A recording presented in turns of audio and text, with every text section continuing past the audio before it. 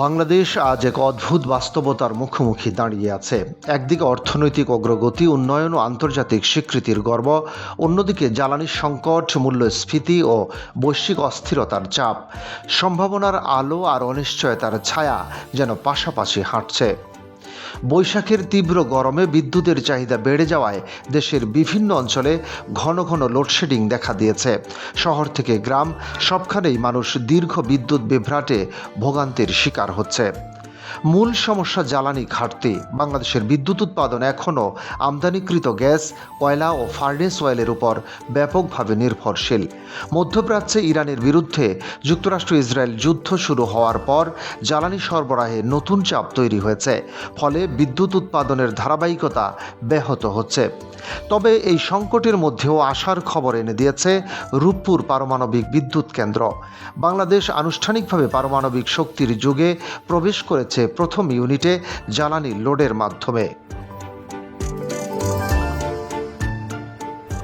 2400 megawatt সক্ষমতার এই কেন্দ্র জাতীয় চাহিদার প্রায় 10 থেকে 12% বিদ্যুৎ সরবরাহ করতে পারবে।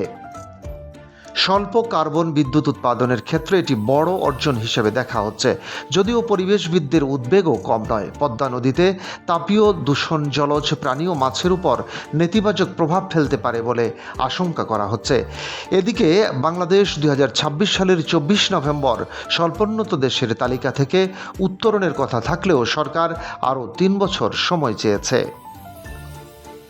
প্রস্তুতির ঘাটতি, বৈশ্বিক অস্থিরতা এবং অভ্যন্তরীণ অর্থনৈতিক চাপে উত্তরণ পিছিয়ে দেওয়ার অনুরোধ জানানো হয়েছে।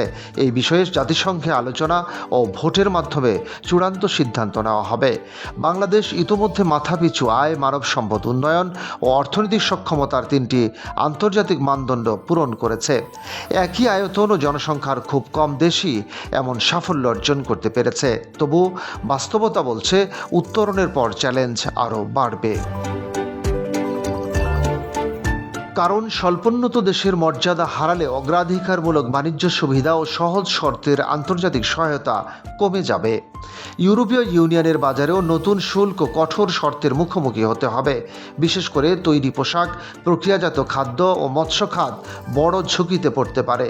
বর্তমানে বেসরকারি বিনিয়োগ জিডিপির 22.03% নেমে এসেছে, যা 11 বছরের মধ্যে সর্বনিম্ন। অন্যদিকে সরকারি বিনিয়োগও প্রত্যাশার তুলনায় কম। অর্থনৈতিক প্রবৃদ্ধি 7.1% থেকে নেমে 3.5% দাঁড়িয়েছে।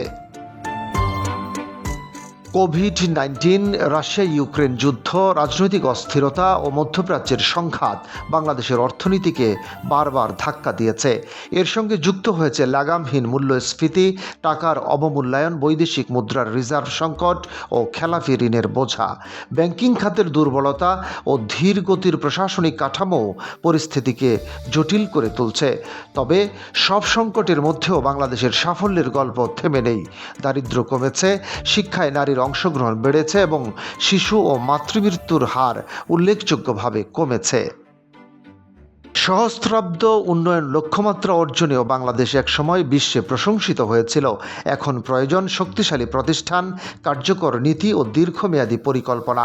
খেলাপি ঋণের বিরুদ্ধে কঠোর ব্যবস্থা, বৈদেশিক বিনিয়োগ বৃদ্ধি এবং অর্থনৈতিক কূটনীতি জোরদার করা জরুরি। একই সঙ্গে শিক্ষা, স্বাস্থ্য, পরিচ্ছন্ন জ্বালানি ও জলবায়ু সহনশীল অবকাঠামোতে বড় বিনিয়োগ সময়ের দাবি। বাংলাদেশ সম্ভাবনার এক গুরুত্বপূর্ণ সন্ধিক্ষণে দাঁড়িয়ে আছে। সঠিক সিদ্ধান্ত ও কার্যকর পদক্ষেপ নিতে পারলে এই চ্যালেঞ্জই ভবিষ্যতের শক্তিতে রূপ নিতে পারে। ডেস্ক রিপোর্ট, বাংলাবাজার পত্রিকা।